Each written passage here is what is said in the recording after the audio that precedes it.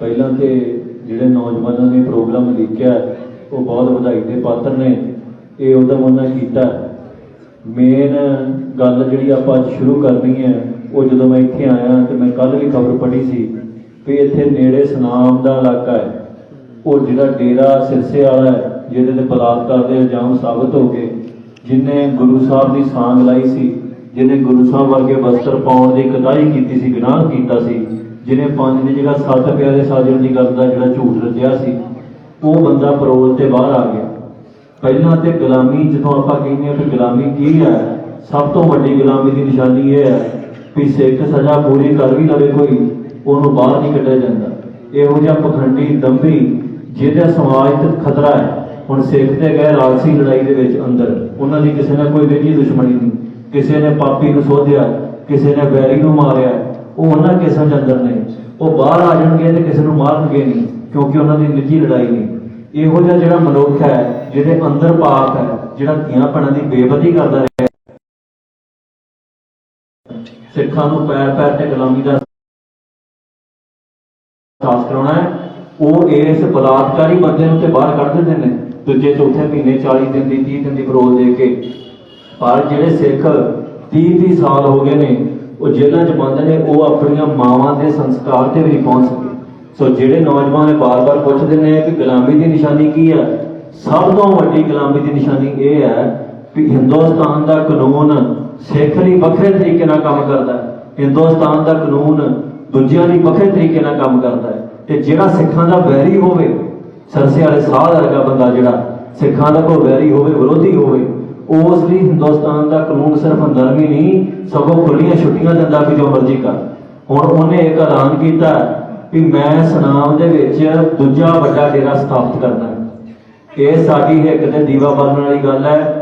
ਦੇਖੋ, ਜਿਹੜੇ ਬੰਦੇ ਨੇ ਗੁਰੂ ਦੀ ਬੇਅਦਬੀ ਕੀਤੀ ਹੋਵੇ, ਜਿਹੜੀ ਬੇਅਦਬੀ ਬਰਗਾੜੀ 'ਚ ਹੋਈ ਹੈ, ਉਹਦੇ 'ਚ ਜਿੰਨੇ ਬੰਦਿਆਂ ਦਾ ਦੋਸ਼ ਸਾਬਤ ਹੋਇਆ, ਜਿੰਨੀਆਂ ਸਿੱਟਾਂ ਬੈਠੀਆਂ ਨੇ, ਸਾਰੀਆਂ ਤਾਰਾਂ ਡੇਰਿਆਂ ਨੂੰ ਘੁੰਮੀਆਂ ਨੇ।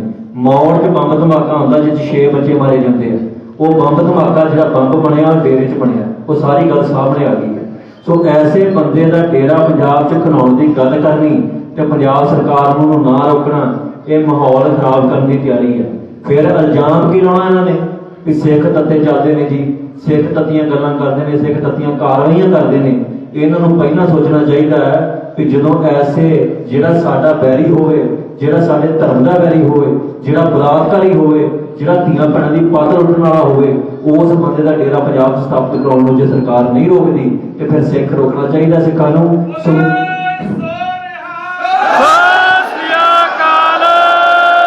ਸਮੂਹ ਜਥੇਬੰਦੀਆਂ ਦਲ ਪੰਥ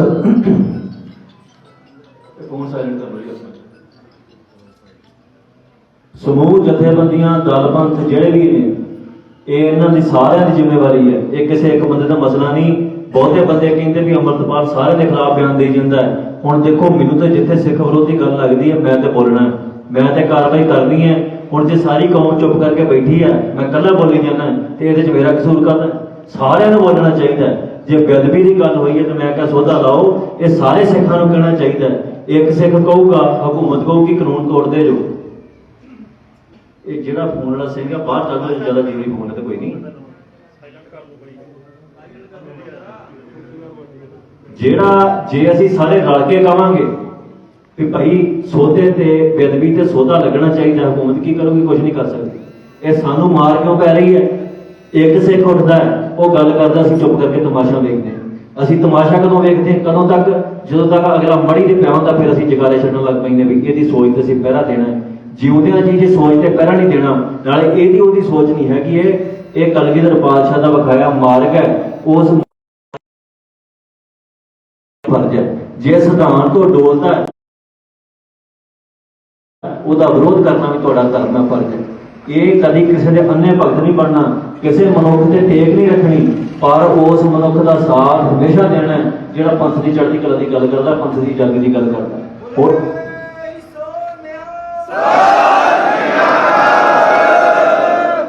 ਹੁਣ ਇੱਥੇ ਡੇਰਾ ਖੁੱਲੂਗਾ ਤੇ ਸਾਡੀ ਇੱਕ ਤੇ ਦੀਵਾ ਬਾਲਣ ਵਾਲੀ ਗੱਲ ਹੈ। ਤੇ ਹਕੂਮਤ ਜੇ ਚੁੱਪ ਰਹਿੰਦੀ ਹੈ ਤੇ ਫਿਰ ਅੱਗੇ ਕੀ ਹੋਇਆ ਸੀ 78 ਦੇ ਵਿੱਚ?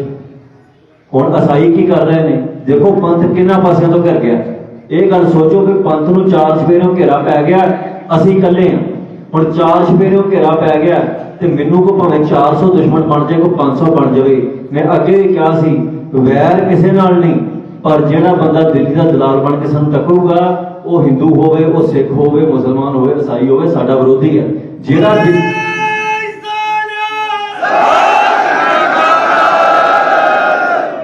ਦਿੱਲੀ ਦਾ ਵਿਰੋਧੀ ਹੈ ਉਹ ਸਾਡਾ ਮਿੱਤਰ ਹੈ, ਅਸੀਂ ਉਹਦੇ ਨਾਲ ਖੜਾਂਗੇ, ਉਹ ਸਾਡੇ ਨਾਲ ਖੜ ਸਕਦਾ ਹੈ। ਉਹ ਵੀ ਭਾਵੇਂ ਹਿੰਦੂ ਹੋਵੇ, ਭਾਵੇਂ ਸਿੱਖ ਹੋਵੇ, ਭਾਵੇਂ ਮੁਸਲਮਾਨ ਹੋਵੇ ਤੇ ਭਾਵੇਂ ਈਸਾਈ ਹੋਵੇ।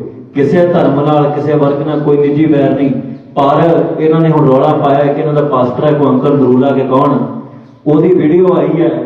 ਉਹਨੂੰ ਕਿਸੇ ਨੇ ਪੁੱਛਿਆ ਵੀ ਅਸੀਂ ਲੰਗਰ ਖਾ ਸਕਦੇ ਹਾਂ, ਛਕ ਸਕਦੇ ਹਾਂ ਜੇ ਰਾਹ ਜਾਂਦੇ ਜਾਂਦੇ ਹੋਈਏ? ਉਹ ਕਹਿੰਦੇ ਤੁਹਾਡਾ ਇੱਕ ਪਿਓ ਹੈ ਤੇ ਫਿਰ ਤੁਸੀਂ ਦੂਜੇ ਦਾ ਲੰਗਰ ਕਿਉਂ ਛਕੋਗੇ? ਭਾਵ ਉਹ ਕਹਿੰਦਾ ਵੀ ਜਿਹੜਾ ਬੰਦਾ ਗੁਰੂ ਦਾ ਲੰਗਰ ਛਕਦਾ ਇੱਕ ਪਿਓ ਦਾ ਨਹੀਂ।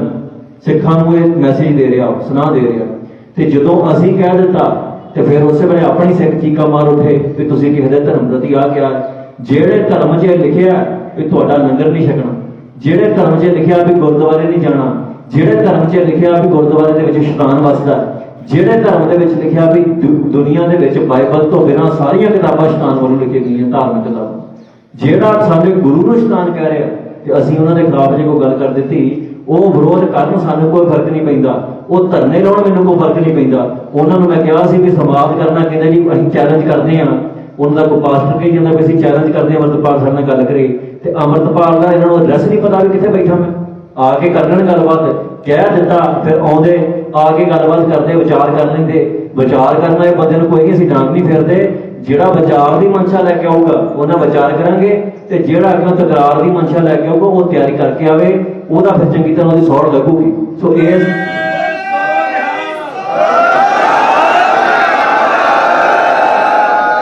ਤੇ ਸਾਨੂੰ ਕੌਮੀ ਰੂਪ 'ਚ ਤਿਆਰੀ ਕੀ ਕਰਨੀ ਚਾਹੀਦੀ ਹੈ, ਇਹਦੇ ਬਾਰੇ ਆਪਾਂ ਨੂੰ ਵਿਚਾਰ ਕਰਦੇ। ਗੁਲਾਮੀ ਦੀਆਂ ਨਿਸ਼ਾਨੀਆਂ ਦੱਸ ਕੇ ਆਪਾਂ ਸਾਰੀ ਸਾਰੀ ਦਿਹਾੜੀ ਲੱਗੇ ਰਹੀਏ ਤੇ ਆਪਾਂ ਨੂੰ ਪਤਾ ਵੀ ਗੁਲਾਮੀ ਹਰ ਥਾਂ ਦੇ ਉੱਤੇ ਗੁਲਾਮੀ ਹੈ। ਸਿੱਖਾਂ ਨੂੰ ਪੈਰ ਪੈਰ ਤੇ ਜਿਤਾਇਆ ਜਾ ਰਿਹਾ ਵੀ ਤੁਸੀਂ ਗੁਲਾਮ ਜੋ, ਤੁਹਾਡੀ ਗੁਲਾਮਾਂ ਵਾਲੀ ਦਸ਼ਾ ਹੈ, ਤੁਹਾਡੇ ਲਈ ਕਾਨੂੰਨ ਕਾਇਦਾ ਇੱਕ ਨਹੀਂ। ਅਸੀਂ ਕੀ ਕਰਨਾ ਹੈ? ਹੁਣ ਜਿਹੜੇ ਨੌਜਵਾਨ ਇੱਥੇ ਬੈਠੇ ਨੇ, ਗੁਲਾਮੀ ਦੀ ਸਭ ਤੋਂ ਵੱਡੀ ਨਿਸ਼ਾਨੀ ਕੀ ਹੁੰਦੀ ਹੈ? ਸਭ ਤੋਂ ਵੱਡੀ ਨਿਸ਼ਾਨੀ ਇਹ ਹੈ ਵੀ ਗੁਲਾਮਾਂ ਨੂੰ ਆਪਣੇ ਆਪ ਨਾਲ ਘਿਰਨਾ ਹੋਣ ਲੱਗ ਪੈਂਦੀ। ਗੁਲਾਮਾਂ ਨੂੰ ਐਂ ਲੱਗਣ ਲੱਗ ਪੈਂਦਾ ਵੀ ਅਸੀਂ ਆਪਣੇ ਮਾਲਕ ਵਰਗੇ ਬਣੀਏ ਤਾਂ ਜੋ ਮਾਲਕ ਸਾਡਾ ਖੁਸ਼ ਹੋਵੇ। ਨੌਜਵਾਨਾਂ ਨੇ ਜਦੋਂ ਦਾੜੀਆਂ ਬਣਾ ਲਈਆਂ, ਉਹ ਕਿਉਂ ਬਣਾਈਆਂ ਨੇ? ਇਸ ਕਰਕੇ ਨਹੀਂ ਕਿਉਂਕਿ ਨੌਜਵਾਨਾਂ ਨੂੰ ਜਿਤਾਇਆ ਗਿਆ ਵੀ ਤੁਸੀਂ ਦਾੜੀਆਂ 'ਚ ਸੋਹਣੇ ਨਹੀਂ ਲੱਗਦੇ। ਇਹ ਕਿਉਂ ਹੋਇਆ? ਜਦੋਂ ਫਰਾਂਸੀਸੀ ਜਰਨੈਲ ਜਿਹੜੇ ਸੀ, ਨਪੋਲੀਅਨ ਜਦੋਂ ਮਾਰਿਆ ਗਿਆ ਜੰਗ ਦੇ ਵਿੱਚ, ਉਹਦੇ ਕੁਝ ਜਰਨੈਲ ਸੀ, ਉਹ ਲੱਭਦੇ ਲੱਭਦੇ ਨੌਕਰੀ ਖਾਲਸੇ ਰਾਜ 'ਚ ਪਹੁੰਚ ਗਏ। ਜਦੋਂ ਖਾਲਸੇ ਰਾਜ 'ਚ ਆਏ ਤੇ ਉਹਨਾਂ ਨੇ ਆ ਕੇ ਵੇਖਿਆ, ਉਹਨਾਂ ਨੂੰ ਭਰਤੀ ਕਰ ਲਿਆ ਮਹਾਰਾਜਾ ਰਣਜੀਤ ਸਿੰਘ ਨੇ। ਉਹਨਾਂ ਨੇ ਵੇਖਿਆ ਵੀ ਇੱਥੇ ਤੇ ਦਾੜੀਆਂ ਵਾਲੇ ਬੰਦਿਆਂ ਦੀ ਕਦਰ ਹੈ, ਦੂਜੇ ਨੂੰ ਤੇ ਕੋਈ ਪੁੱਛਦਾ ਨਹੀਂ। ਉਹਨਾਂ ਨੇ ਦਾੜੀਆਂ ਰੱਖ ਲਈਆਂ ਕਿਉਂਕਿ ਉਹਨਾਂ ਨੂੰ ਹੀਣਤਾ ਲੱਗੀ। ਦਾੜੀ ਕੱਟ ਕੇ ਉਹਨਾਂ ਨੂੰ ਲੱਗਦਾ ਸੀ ਵੀ ਅਸੀਂ ਬਰਾਬਰ ਬੰਦੇ ਨਹੀਂ ਲੱਗਦੇ। ਤੇ ਅੱਜ ਕੰਮ ਪੁੱਠਾ ਹੋ ਗਿਆ। ਕੀ ਹੋਇਆ ਵੀ ਦਾੜੀ ਵਾਲੇ ਬੰਦੇ ਨੂੰ ਖੁਦ ਹੀ ਦਾੜੀ ਤੋਂ ਹੀਣਤਾ ਹੋ ਗਈ, ਉਹ ਮਨਾਉਣ ਤੋਂ ਪੈਂਦਾ। ਸੋ ਨੌਜਵਾਨੋ, ਜਿਹੜੀ ਇਹ ਆਪਾਂ ਆਪਣੇ ਗੁਲਾਮਾਂ, ਆਪਣੇ ਮਾਲਕਾਂ ਵਰਗੀ ਦਿੱਖ ਬਣਾਉਣ ਤੁਰ ਪਏ ਨਾ, ਜਿਨ੍ਹਾਂ ਨੇ ਸਾਨੂੰ ਗੁਲਾਮ ਕੀਤਾ, ਇਹ ਸਾਡੀ ਗੁਲਾਮੀ ਦੀ ਸਭ ਤੋਂ ਪ੍ਰਤੱਖ ਨਿਸ਼ਾਨੀ ਹੈ। ਹਕੂਮਤ ਚਾਹੁੰਦੀ ਹੈ ਵੀ ਸਾਡਾ ਚਿਹਰਾ ਮੁੱਲ ਨਾ ਪਛਾਣਿਆ ਜਾਵੇ। ਚਲੋ ਇੱਥੇ ਤੇ ਆਪਾਂ ਸਾਰੇ ਨੌਜਵਾਨਾਂ ਨੇ ਪੱਗਾਂ ਬੰਨ੍ਹੀਆਂ ਨੇ, ਕਿਸੇ ਨੇ ਰੁਮਾਲ ਬੰਨ੍ਹਿਆ। ਜਦੋਂ ਮੈਂ ਬਾਹਰੋਂ ਆਇਆ ਤੇ ਮੈਨੂੰ ਇਹ ਵੇਖ ਕੇ ਬਹੁਤ ਦੁੱਖ ਲੱਗਾ ਵੀ ਇਸ ਇਲਾਕੇ ਦੇ ਵਿੱਚ ਪੱਦਤ ਪਾਉਣੇ ਦੀ ਬਹੁਤ ਵੱਡਾ ਜਿਹੜੀ ਲਹਿਰ ਤੁਰੀ ਪਈ ਹੈ। ਪੱਦਤ, ਹਰ ਨੌਜਵਾਨ ਪੱਦਤ ਹੈ। ਜੇ ਕੋਈ ਬਜ਼ੁਰਗ ਸਿਰ ਤੇ ਪੱਗ ਬੰਨ੍ਹੀ ਫਿਰਦਾ ਤਾਂ ਉਹਨੇ ਦਾੜੀ ਨਹੀਂ ਰੱਖੀ, ਦਾੜੀ ਕੁਦਰੀ ਫਿਰ ਰਿਹਾ। ਸੋ ਸਾਨੂੰ ਇਹ ਸਮਝਣਾ ਚਾਹੀਦਾ ਹੈ ਵੀ ਜਿਹੜੀ ਕੌਮ ਦਾ ਜ਼ੋਰ ਲੱਗਾ ਵੀ ਅਸੀਂ ਆਪਣੇ ਗੁਰੂ ਵਰਗੇ ਨਾ ਬਣ ਸਕੀਏ, ਜਿਹੜੀ ਕੌਮ ਦਾ ਜ਼ੋਰ ਲੱਗਾ ਵੀ ਅਸੀਂ ਆਪਣੇ ਪੁਰਖਿਆਂ ਵਰਗੇ ਦਿਖੀਏ ਨਾ, ਅਸੀਂ ਉਸ ਕੌਮ ਦੇ ਪਿੱਛੇ ਲੱਗ ਕੇ ਆਪਣੀ ਸ਼ਕਲ ਸੂਰਤ ਉਹਨਾਂ ਵਰਗੀ ਬਣਾਈ ਜਾਂਦੇ ਹਾਂ। ਹੁਣ ਇੱਥੇ ਕਿਸੇ ਸਿੱਖ ਦੇ ਪੁੱਤ ਨੂੰ ਖਿਲਾਰ ਕੇ ਪੁੱਛਿਆ ਜਾਵੇ, ਕੋਈ ਬਾਹਰੋਂ ਆਵੇ ਬੰਦਾ, ਉਹਨੂੰ ਦੱਸਣਾ ਪਊਗਾ ਵੀ ਅਸੀਂ ਸਿੱਖ ਦੇ ਪੁੱਤ ਹਾਂ। ਤੇ ਅੱਜ ਸਾਨੂੰ ਚੀਕ ਕੇ ਕਹਿਣਾ ਪੈਂਦਾ ਵੀ ਅਸੀਂ ਸਿੱਖਾਂ ਦੇ ਵਾਰਸ ਹਾਂ। ਤੇ ਜੇ ਸਿੱਖਾਂ ਵਰਗੇ ਲੱਗਦੇ ਹੋਈਏ ਤੇ ਦੂਰੋਂ ਤੋਂ ਪਛਾਣ ਕੇ ਕਹਿ ਦੇਵੇ ਵੀ ਨਹੀਂ, ਇਹ ਤਾਂ ਸਿੱਖਾਂ ਦੇ ਵਾਰਸ, ਉਹਨਾਂ ਨੂੰ ਪੁੱਛਣ ਦੀ ਕੀ ਲੋੜ ਹੈ? ਸੋ ਨੌਜਵਾਨੋ, ਇਹ ਗੱਲ ਦਾ ਤਹਈਆ ਕਰ ਲਓ ਵੀ ਅਸੀਂ ਉਹ ਕੰਮ ਨਹੀਂ ਕਰਨਾ ਜਿਹੜੀ ਹਕੂਮਤ ਸਾਡੇ ਕੋਲ ਕਰਾਉਣਾ ਚਾਹੁੰਦੀ, ਉਹ ਕੰਮ ਨਹੀਂ ਕਰਨਾ ਜਿਹੜੀ ਉਹ ਚਾਹੁੰਦੀ ਹੈ। ਅਸੀਂ ਉਹ ਕੰਮ ਕਰਨਾ ਜੋ ਗੁਰੂ ਚਾਹੁੰਦਾ। ਹਕੂਮਤ ਨੇ ਸਾਨੂੰ ਕੀ ਦਿੱਤਾ? ਕੁਝ ਨਹੀਂ ਦਿੱਤਾ। ਸਾਡੇ ਕੋਲ ਖੋਇਆ ਬਹੁਤ ਕੁਛ ਹੈ, ਪਰ ਗੁਰੂ ਨੇ ਕਿਹੜੀ ਐਸੀ ਚੀਜ਼ ਹੈ ਜਿਹੜੀ ਸਾਨੂੰ ਨਹੀਂ ਦਿੱਤੀ? ਗੁਰੂ ਨੇ ਸਾਨੂੰ ਕੀੜਿਆਂ ਮਕੌੜਿਆਂ ਦੀ ਜ਼ਿੰਦਗੀ ਚੋਂ ਕੱਢ ਕੇ ਪਾਤਸ਼ਾਹ ਬਣਾਇਆ। ਉਹਨਾਂ ਕਿਹਾ ਗਰੀਬ ਸਿੱਖਣ ਕੋ ਦਿਓ ਪਾਤਸ਼ਾਹ। ਜਿਹੜੇ ਲੋਕਾਂ ਨੂੰ ਕੋਈ ਸਾਂਝੀ ਬਹਿ ਕੇ ਰੋਟੀ ਨਹੀਂ ਸੀ ਛਕਣ ਦਿੰਦਾ, ਜਿਨ੍ਹਾਂ ਨੂੰ ਕੋਈ ਬਰਾਬਰ ਤੇ ਨਹੀਂ ਬਿਠਾਉਂਦਾ, ਉਹਨਾਂ ਨੂੰ ਕੀਤਾ ਕਿਉਂਕਿ ਗੁਰੂ ਦੇ ਕੋਲ ਇਹ ਤਾਕਤ ਸੀ, ਉਹਨੇ ਸਿੱਖਾਂ ਨੂੰ ਬਖਸ਼ੀ ਹੈ। ਜਦੋਂ ਕੁਰਬਾਨੀ ਦਾ ਮੌਕਾ ਆਇਆ, ਹਿੰਦੁਸਤਾਨ ਦੀ ਹਕੂਮਤ ਨੇ ਸਾਡੇ ਧੀਆਂ ਪੁੱਤ ਮਾਰੇ ਨੇ, ਗੁਰੂ ਨੇ ਸਾਡੀ ਖਾਤਰ ਆਪਣੇ ਧੀਆਂ ਪੁੱਤ ਕੁਰਬਾਨ ਕਰ ਦਿੱਤੇ। ਸਾਰਾ ਸਰਬੰਸ ਵਾਰ ਕੇ ਸਤਿਗੁਰ ਸੱਚੇ ਪਾਤਸ਼ਾਹ ਨੇ ਕਿਹਾ ਸੀ ਕਿ ਪੁੱਤਰਨ ਕੇ ਸੀਸ ਪਰ ਵਾਰ ਦੀ ਸੁਚਾਰ, ਚਾਰ ਹੋਏ ਤੋਂ ਕਿਆ ਪਿਆ ਜੀਵਤ ਕਈ ਹਜ਼ਾਰ। ਤੇ ਉਸ ਗੁਰੂ ਨੂੰ ਜਿਹਨੇ ਸਾਰਾ ਕੁਝ ਦਿੱਤਾ ਹੈ, ਉਹਦਾ ਮੰਨਣਾ ਹੈ ਕਿ ਹਕੂਮਤ ਦਾ ਕਹਿਣਾ ਮੰਨਣਾ। ਇਹ ਫੈਸਲਾ ਨੌਜਵਾਨੋਂ ਆਪਾਂ ਕਰਨਾ ਹੈ। ਜੇ ਤੇ ਉਸ ਗੁਰੂ ਦਾ ਮੰਨਣਾ ਹੈ ਤੇ ਫਿਰ ਗੁਰੂ ਦਾ ਇੱਕ ਹੁਕਮ ਹੈ ਕਿ ਖੰਡੇ ਬਾਟੇ ਦੀ ਪੌੜ ਛਕੋ। ਮੈਨੂੰ ਗੁਰੂ ਸਾਹਿਬ ਕਹਿੰਦੇ ਸਿੱਖ ਰਹਿਤ ਪਿਆਰੀ ਮੁਝ ਕੋ ਸਿੱਖ ਪਿਆਰਾ ਨਹੀਂ। ਰਹਿਤ ਪਿਆਰੀ ਹੈ, ਸਿੱਖ ਨਹੀਂ ਪਿਆਰਾ ਮੈਨੂੰ। ਸਿੱਖ ਉਹਨਾਂ ਚਿਰ ਪਿਆਰਾ ਜਿੰਨਾ ਚਿਰ ਰਹਿਤ ਚ। ਸੋ ਆਪਾਂ 100 ਵਾਰੀ ਕਹੀ ਜਾਈਏ ਵੀ ਸਾਡੇ ਮਨ 'ਚ ਸਿੱਖੀ ਹੈ, ਅਸੀਂ 100 ਨਾਰੇ ਲਾਈਏ ਕਿ ਉਹਦਾ ਮਨ ਬੜਾ ਪਵਿੱਤਰ ਹੈ, ਜਿੰਨਾ ਚਿਰ ਉਹਦੇ ਹੁਕਮ 'ਚ ਅੰਦਰੋਂ ਬਾਹਰੋਂ ਨਹੀਂ, ਜਿਹੜਾ ਅੰਦਰ ਨਿਰਮਲ ਹੋ ਜਾਵੇ। ਤੁਸੀਂ ਮੈਨੂੰ ਜਵਾਬ ਦਾ ਜਵਾਬ ਦਿਓ, ਜਿਹੜਾ ਅੰਦਰ ਨਿਰਮਲ ਹੋ ਜਾਵੇ ਉਹ ਬਾਹਰੋਂ ਕਿਉਂ ਮੈਲਾ ਰਹੂਗਾ? ਜਿਹੜਾ ਅੰਦਰੋਂ ਨਿਰਮਲ ਨਹੀਂ ਉਹ ਬਾਹਰੋਂ ਵੀ ਮੈਲਾ ਹੈ। ਇਸ ਕਰਕੇ ਇਹ ਨਹੀਂ ਕਦੇ ਵੀ ਕਹਿਣਾ ਕਿ ਸਾਡੇ ਅੰਦਰ ਸਿੱਖੀ ਦੀ ਭਾਵਨਾ ਬੜੀ ਹੈ ਜੀ, ਅਸੀਂ ਬੜੇ ਚੰਗੇ ਸਿੱਖ ਹਾਂ। ਜੇ ਅੰਦਰੋਂ ਚੰਗੇ ਆ ਤੇ ਫਿਰ ਬਾਹਰੋਂ ਚੰਗੇ ਕਿਉਂ ਨਹੀਂ ਹੋਣਾ? ਇਹ ਕਿੱਥੇ ਲਿਖਿਆ? ਬੰਦਾ ਅੰਦਰੋਂ ਮਨ ਦੀ ਮੈਲ ਧੋ ਕੇ ਤੇ ਬਾਹਰ ਇਸ਼ਨਾਨ ਕਰਨੇ ਬੰਦ ਕਰ ਦੋ। ਏਦਾਂ ਨਹੀਂ ਹੋਣਾ ਚਾਹੀਦਾ। ਆਪਾਂ ਅੰਦਰੋਂ ਵੀ ਸਿੱਖ ਬਣਨਾ ਹੈ, ਬਾਹਰੋਂ ਵੀ ਬਣਨਾ ਹੈ, ਭੇਖੀ ਸਿੱਖ ਨਹੀਂ ਬਣਨਾ ਕਦੇ ਵੀ। ਇਹ ਨਹੀਂ ਕਿ ਸਰੂਪ ਰੱਖ ਲਿਆ ਤੇ ਕਰਤੂਤਾਂ ਸਿਖਾਲੀਆਂ ਹੋਈਆਂ ਨਾ, ਮਹਾਰਾਜ ਦਾ ਹੁਕਮ ਨਾ ਮੰਨਿਆ, ਨਿਤਨੇਮੀ ਨਾ ਹੋਏ, ਨਸ਼ੇ ਨਾ ਛੱਡੇ। ਪਤਿਤਪੁਣਾ ਜਿਹੜਾ ਅੰਦਰੂਨੀ ਪਤਿਤਪੁਣਾ ਕੀ ਹੁੰਦਾ? ਉਹ ਅੰਦਰੂਨੀ ਪਤਿਤਪੁਣਾ ਹੈ ਵੀ ਵਿਕਾਰਾਂ ਨੂੰ ਸਿਰ ਤੇ ਉਠਾ ਲਿਆ। ਜਿਹੜਾ ਸਿੱਖ ਹੈ ਉਹਨੇ 5 ਵਿਕਾਰ ਸਾਧ ਕੇ ਰੱਖਣੇ ਨੇ। ਸਾਧਾਂ ਕੋਲੋਂ 4 ਵਿਕਾਰ ਸਾਧੇ ਜਾਂਦੇ ਨੇ। ਪਹਿਲੇ 4 ਕਾਮ, ਕ੍ਰੋਧ, ਲੋਭ, ਮੋਹ। ਤੇ ਸਾਧ ਨੂੰ 5 ਅਹੰਕਾਰ ਹੋ ਜਾਂਦਾ ਵੀ ਮੈਂ 4 ਸਾਧ ਲੈਣੇ। 5ਵੇਂ ਵਿਕਾਰ ਤੋਂ ਢਾਇਆ ਜਾਂਦਾ। ਜਿਹੜਾ ਸਿੱਖ ਹੈ ਗੁਰੂ ਦਾ ਉਹ 5 ਵਿਕਾਰ ਸਾਧ ਕੇ ਵੀ ਹੰਕਾਰੀ ਨਹੀਂ ਹੁੰਦਾ। ਸੋ ਇਸ ਕਰਕੇ ਅਸੀਂ ਉਹਦੇ ਹੁਕਮ 'ਚ ਚੱਲਣਾ ਹੈ। ਉਹਦਾ ਹੁਕਮ ਇਹ ਹੈ ਕਿ ਜੋ ਅਕਾਲ ਪੁਰਖ ਦੀ ਰਚਨਾ ਹੈ। ਤੁਸੀਂ ਮੈਨੂੰ ਦੱਸੋ ਕਿ ਮੈਂ ਜੇ ਦਾੜੀ ਬਣਾ ਲਵਾਂ ਆਪਣੀ, ਤੁਹਾਨੂੰ ਚੰਗਾ ਲੱਗੂਗਾ? ਤੁਸੀਂ ਜਵਾਬ ਦਿਓ ਮੈਨੂੰ ਸਵੇਰੇ। ਜੇ ਨਹੀਂ ਤੁਹਾਨੂੰ ਮੈਂ ਚੰਗਾ ਲੱਗਦਾ ਤਾਂ ਫਿਰ ਮੈਨੂੰ ਤੁਸੀਂ ਕਿੱਦਾਂ ਚੰਗੇ ਲੱਗੋ, ਤੇ ਗੁਰੂ ਨੂੰ ਤੁਸੀਂ ਕਿੱਦਾਂ ਚੰਗੇ ਲੱਗ ਸਕਦੇ? ਸੋ ਇਸ ਕਰਕੇ ਸਰੂਪ ਉਹੋ ਹੀ ਹੈ ਜਿਹੜਾ ਕਲਗੀਧਰ ਪਾਤਸ਼ਾਹ ਨੇ ਬਖਸ਼ਿਆ। ਸਰੂਪ ਉਹੋ ਹੀ ਹੈ ਜਿਹੜਾ ਉਹਦਾ ਆਪਣਾ ਸੀ। ਦੁਨੀਆ ਤੇ ਸਾਰੇ ਪੈਗੰਬਰਾਂ ਨੇ ਪਤਾ ਕੀ ਕੀਤਾ? ਉਹਨਾਂ ਕਿਹਾ ਤੁਸੀਂ ਮੇਰੀਆਂ ਭੇਡਾਂ ਜੋ। ਕਿਸੇ ਪੈਗੰਬਰ ਨੇ ਆਪਣੇ ਵਰਗਾ ਬਣ ਨਹੀਂ ਦਿੱਤਾ, ਆਪਣੇ ਚੇਲਿਆਂ ਨੂੰ ਫਰਕ ਰੱਖਿਆ। ਕਲਗੀਧਰ ਪਾਤਸ਼ਾਹ ਨੇ ਕੀ ਕਿਹਾ? ਖਾਲਸਾ ਮੇਰੋ ਰੂਪ ਹੈ ਖਾਸ। ਇਹ ਦੁਨੀਆ ਦੇ ਉੱਤੇ ਕਿਸੇ ਨੇ ਨਹੀਂ ਕਿਹਾ, ਸਿਰਫ ਕੇਵਲ ਗੁਰੂ ਸੀ ਜਿਹਨੇ ਇਹ ਗੱਲ ਕਹੀ ਆ ਵੀ ਖਾਲਸਾ ਮੇਰਾ ਖਾਸ ਰੂਪ ਹੈ। ਇਹ ਮੇਰੇ ਬਰਾਬਰ ਬੈਠੇ ਨੇ, ਇਹਨਾਂ ਨੂੰ ਮੈਂ ਆਪਣਾ ਰੂਪ ਬਖਸ਼ਿਆ, ਇਹਨਾਂ ਨੂੰ ਮੈਂ ਆਪਣੇ ਤੋਂ ਵੀ ਉੱਚੇ ਕਹਿਤਾ। ਇਹਨੇ ਹੀ ਕੀ ਕਿਰਪਾ ਕੇ ਸਜੇ ਹਾਂ। ਤੇ ਜਿਹੜਾ ਸਤਿਗੁਰ ਸੱਚਾ ਪਾਤਸ਼ਾਹ ਇਹ ਕਹਿੰਦਾ ਵੀ ਮੈਂ ਸਾਡੀ ਇਹਨਾਂ ਦੀ ਕਿਰਪਾ ਨਾਲ ਸੱਜਿਆ, ਇਹਨਾਂ ਨੌਜਵਾਨਾਂ ਦੀ ਨਾ। ਤੇ ਜੇ ਉਹ ਨੌਜਵਾਨ ਦਾ ਹੁਕਮ ਨਾ ਮੰਨਣ, ਉਹਦੀ ਦਿਆਨਤਾ ਹੈ, ਉਹਦੀ ਨਿਰਮਲਤਾ ਹੈ। ਸਤਿਗੁਰ ਸੱਚੇ ਪਾਤਸ਼ਾਹ ਨੇ ਇਹ ਗੱਲ ਕਹੀ ਹੈ। ਨਹੀਂ ਤੇ ਸਤਿਗੁਰ ਸੱਚੇ ਪਾਤਸ਼ਾਹ ਨੂੰ ਇਹ ਗੱਲ ਕਹਿਣ ਦੀ ਲੋੜ ਨਹੀਂ।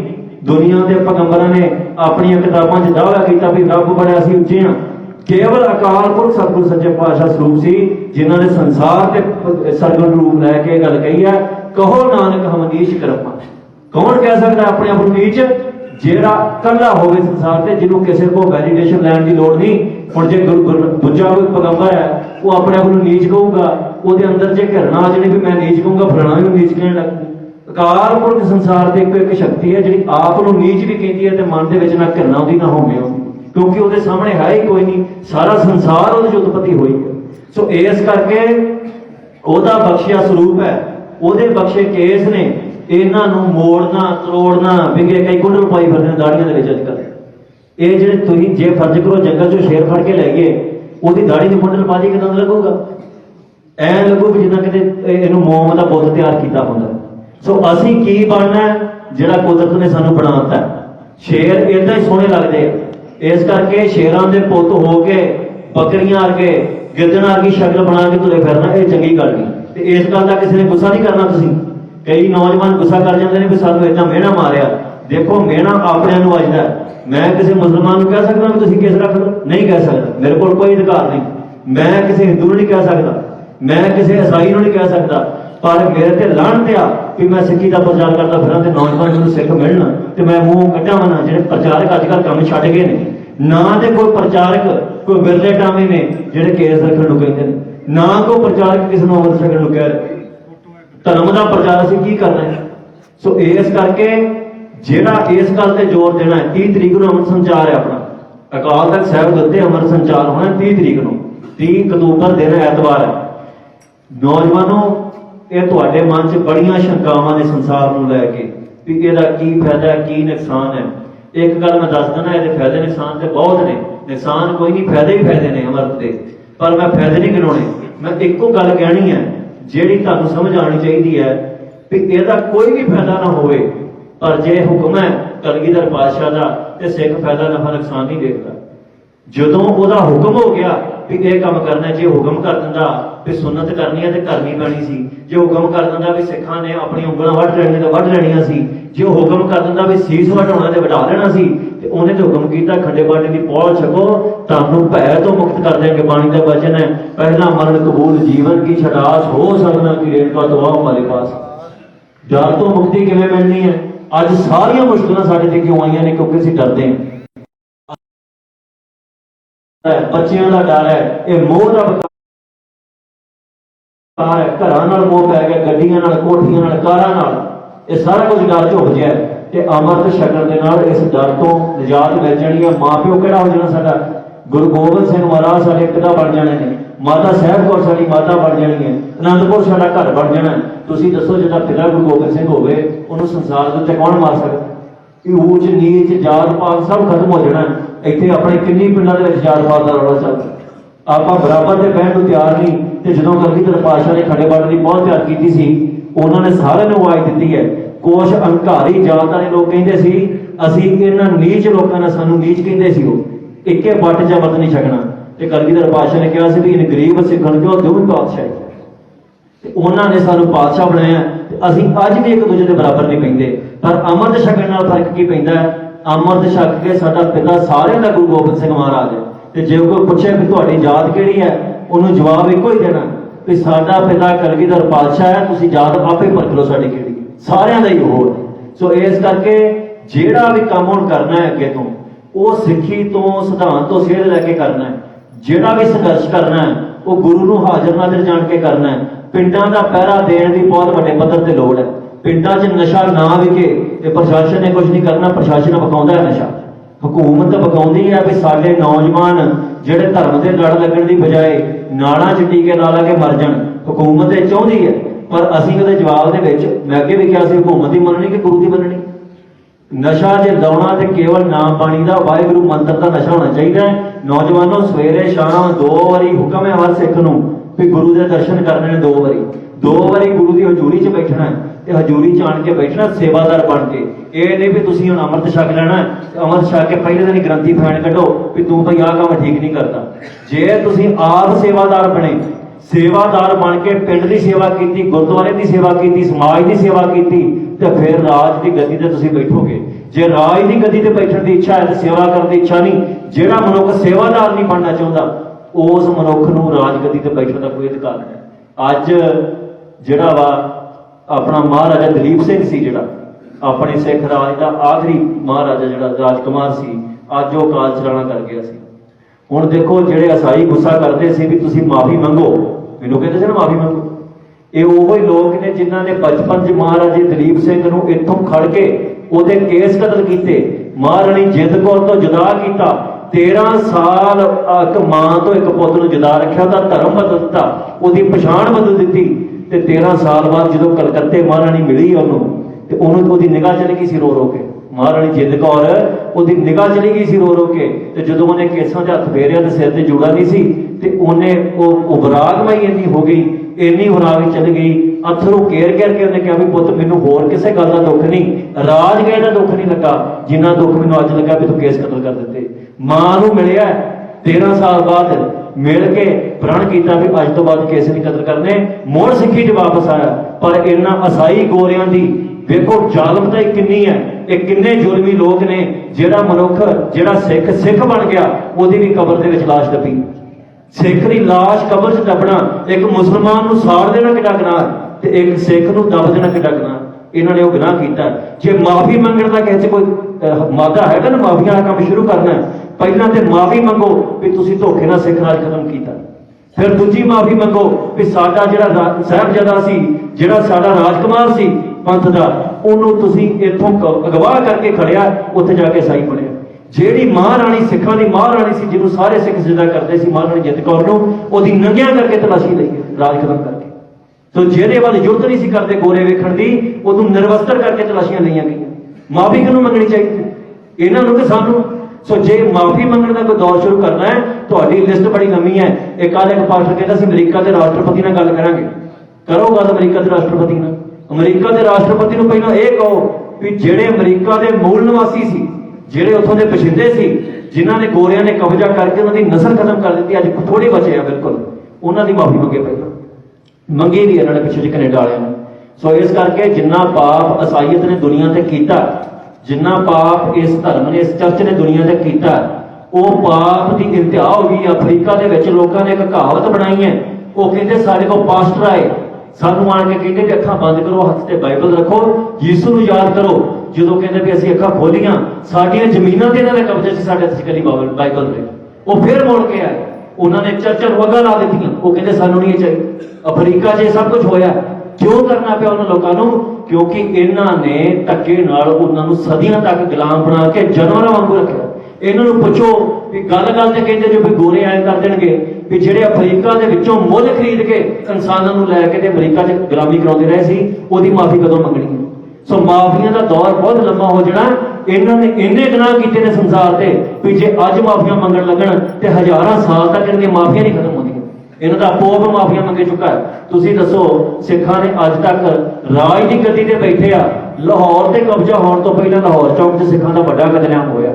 ਮਹਾਰਾਜਾ ਰਣਜੀਤ ਸਿੰਘ ਗੱਦੀ ਤੇ ਬਹਿ ਗਿਆ, ਕਿਸੇ ਇੱਕ ਮੁਸਲਮਾਨ ਨੂੰ ਨੇ ਕੋਈ ਵੀ ਆਖਿਆ ਬਦਲਾ ਨਹੀਂ ਲਿਆ ਕਿਸੇ ਮੁਸਲਮਾਨ ਦੇ ਕੋਲੋਂ। ਈਦ ਆਈ, ਮੁਸਲਮਾਨਾਂ ਨੂੰ ਤੋਹਫੇ ਭੇਜੇ ਨੇ। 5000 ਇਤਿਹਾਸਕਾਰ ਬੈਠਾ ਹੈ, 5000 ਗੋਰਿਆਂ ਨੇ ਆਪ ਬਿਠਾਇਆ ਹੁਣ, 5000 ਇਤਿਹਾਸਕਾਰ ਬੈਠਾ ਹੈ। ਰਲ ਕੇ ਉਹਨਾਂ ਨੇ ਕੀ ਫੈਸਲਾ ਕੀਤਾ? ਉਹਨਾਂ ਨੇ ਇਹ ਫੈਸਲਾ ਕੀਤਾ ਵੀ ਸੰਸਾਰ ਦੇ ਜੇ ਕੋਈ ਰਾਜ ਹੋਇਆ ਦੁਨੀਆ ਦੇ ਵਿੱਚ ਤੇ ਉਹ ਸਿੱਖ ਰਾਜ, ਖਾਲਸੇ ਦਾ ਰਾਜ ਹੋਇਆ। ਤੇ ਜੇ ਅੱਜ ਸਿੱਖ ਰਾਜ ਮੰਗਦੇ ਆ, ਅੱਜ ਅਸੀਂ ਖਾਲਿਸਤਾਨ ਦੀ ਗੱਲ ਕਰਦੇ ਆ, ਤੇ ਸਾਡੇ ਤੇ ਪਰਚੇ ਪਾਉਂਦੇ। ਦੂਜੇ ਪਾਸੇ ਇਹਨਾਂ ਦੇ ਆਪਣੇ ਸਪੀਕਰ ਮੰਤਰੀ ਕਹਿ ਕੇ ਜਾਂਦੇ ਵੀ ਮਹਾਰਾਜਾ ਰਣਜੀਤ ਸਿੰਘ ਦਾ ਰਾਜ ਬੜਾ ਚੰਗਾ ਸੀ, ਤੇ ਜਦੋਂ ਅਸੀਂ ਗੱਲ ਕਰਦੇ ਆ ਉਸੇ ਰਾਜ ਨੂੰ ਮੰਗਣ ਦੀ, ਤੇ ਸਾਡੇ ਤੇ ਪਰਚਾ ਪੈਂਦਾ। ਇਹ ਗੁਲਾਮੀ ਦੀ ਨਿਸ਼ਾਨੀ ਹੈ। ਉਹ ਕਹਿੰਦੇ ਵੀ ਤੁਹਾਨੂੰ ਅਸੀਂ ਚੰਗੀ ਗੱਲ ਨਹੀਂ ਕਰ ਦੇਣੀ, ਹਿੰਦੂ ਰਾਸ਼ਟਰ ਕਹਿ ਦੋ ਕੋਈ ਸਜ਼ਾ ਨਹੀਂ। ਹਿੰਦੂ ਰਾਸ਼ਟਰ ਕਹਿਣ ਵਾਲੇ ਬੰਦੇ ਮੰਤਰੀ ਬਣ ਜਾਂਦੇ ਨੇ, ਤੇ ਇੱਥੇ ਸਿੱਖ ਖਾਲਿਸਤਾਨ ਦੀ ਗੱਲ ਜਿਹੜੀ ਕਰਦੇ ਨੇ ਉਹ ਜੇਲ੍ਹਾਂ 'ਚ ਰੋਂਦੇ ਨੇ ਸਾਰੀ ਉਮਰ। ਸੋ ਇਸ ਕਰਕੇ ਉਹ ਹੁੰਦਾ ਕਿਉਂ ਆ? ਕਿਉਂਕਿ ਸਾਡੇ 'ਚ ਏਕਤਾ ਇਤਫਾਕ ਨਹੀਂ ਹੈਗਾ। ਸਾਡੇ ਇੱਕ ਸਿੱਖ ਦੀ ਪੱਗ ਲੱਥਦੀ ਆ, 10 ਲਾ ਕੇ ਖੜ ਕੇ ਤਮਾਸ਼ਾ ਦੇਖਦੇ, ਕੋਈ ਵਿੱਚ ਨਹੀਂ ਪੈਂਦਾ। ਸਿੱਖ ਦੀ ਪੱਗ ਨਹੀਂ, ਪੱਗ ਗੁਰੂ ਦੀ ਹੈ। ਸਿੱਖ ਨੂੰ ਜਦੋਂ ਪੱਗ ਲਾ ਕੇ ਜਲੀਲ ਕੀਤਾ ਜਾਂਦਾ, ਸਾਰੀ ਕੌਮ ਦੀ ਬੇਇੱਜ਼ਤੀ ਹੁੰਦੀ ਹੈ। ਲੜਾਈ ਦੇ ਵਿੱਚ ਜਿਹੜਾ ਬੰਦਾ ਆਪਣੇ ਬੰਦੇ ਨੂੰ ਜੱਫਾ ਪਾ ਲੈਂਦਾ ਹੈ ਨਾ, ਉਹ ਸਭ ਤੋਂ ਵੱਡਾ ਗੁਨਾਹਗਾਰ। ਜਦੋਂ ਕੌਮਾਂ ਆਪਸ 'ਚ ਭਿੜਦੀਆਂ ਨੇ, ਆਪਣੇ ਬੰਦੇ ਦਾ ਕਸੂਰ ਨਹੀਂ ਪੁੱਛੀਦਾ ਹੁੰਦਾ। ਉਦੋਂ ਜਦੋਂ ਜੰਗ ਲੱਗ ਜਾਂਦੀ ਹੈ, ਇਹਨਾਂ ਅੰਮ੍ਰਿਤਸਰ 'ਚ ਜਾ ਕੇ ਨਾਰਾ ਦਿੱਤਾ ਅੰਮ੍ਰਿਤਸਰ ਸਾਹਿਬ ਦੇ ਵਿੱਚ ਕਿ ਕਰਸੇਡ ਕਰਨਾ ਹੈ। ਕਰਸੇਡ ਦਾ ਸ਼ਬਦੀ ਅਰਥ ਹੈ ਕਿ ਜੰਗ ਕਰਨੀ, ਦੂਜੇ ਧਰਮ ਦੇ ਖਿਲਾਫ ਜੰਗ ਕਰਨੀ ਹੈ। ਇਹਨਾਂ ਦੇ ਕਰਸੇਡ ਦੇ ਵਿੱਚ ਧੀਆਂ ਭੈਣਾਂ ਦੀ ਬੇਪਤੀ ਵੀ ਜਾਇਜ਼ ਹੈ। ਇਹਨਾਂ ਦੇ ਕਰਸੇਡ ਦੇ ਵਿੱਚ ਗੁਲਾਮ ਬਣਾਉਣਾ ਵੀ ਜਾਇਜ਼ ਹੈ। ਇਹ ਜਦੋਂ ਇਸਲਾਮਿਕ ਮੁਲਕਾਂ ਦੀ ਚੜ੍ਹਾਈ ਕਰਦੇ ਸੀ ਕਰਸੇਡ ਕਰਕੇ, ਉਹ ਅੱਗੇ ਜਿਹਾਦ ਕਰਦੇ ਸੀ। ਇਹਨਾਂ ਨੂੰ ਪੁੱਛੋ, ਹਕੂਮਤ ਸੁੱਤੀ ਸੀ ਜਦੋਂ ਕਰਸੇਡ ਦਾ ਨਾਰਾ ਦਿੱਤਾ ਅੰਮ੍ਰਿਤਸਰ? ਉਦੋਂ ਨਹੀਂ ਜਾਗੀ। ਮੇਰੇ ਬਿਆਨਾਂ ਨਾਲ ਹਕੂਮਤ ਜਾਗਦੀ ਹੈ, ਇਨਕੁਆਇਰੀ ਕਰਾਉਣ ਤੁਰਦੀ ਹੈ। ਇਨਕੁਆਇਰੀ ਜੇ ਕਰਾਉਣੀ ਹੈ ਤੇ ਪਹਿਲਾਂ ਇਹਨਾਂ ਦੀ ਕਰਾ ਲਓ। ਅਸੀਂ ਪਹਿਲਾਂ ਵੀ ਕਿਹਾ, ਹਕੂਮਤ ਬਾਰ-ਬਾਰ ਕਹਿੰਦੀ ਹੈ ਵੀ ਕਿਹੜਾ ਰਾਹ ਚੁਣਦੇ ਆ ਨੌਜਵਾਨ, ਕਿਹੜੇ ਰਾਹ ਤੇ ਜਾਣਗੇ। ਨੌਜਵਾਨ ਨਾ ਤੇ ਮੂਰਖ ਨੇ, ਨਾ ਕਿਸੇ ਨੂੰ ਮਰਨ ਦਾ ਚਾਅ ਹੁੰਦਾ, ਨਾ ਕਿਸੇ ਨੂੰ ਇਹ ਹੁੰਦਾ ਵੀ ਪਰਿਵਾਰ ਛੱਡ ਦਈਏ। ਮਜਬੂਰੀ 'ਚ ਅਸੀਂ ਸਾਰਾ ਕੁਝ ਕੀਤਾ ਤੇ ਕੀਤਾ ਚਾਅ ਨਾਲ। ਜਦੋਂ ਜੰਗ खेत जो मांगे सूरमा अब जूझण को दाओ, सूरा सो पहचानी है जो लरे दिन के हेत पुरजा पुरजा कट मरे काबू न छाड़ेगे।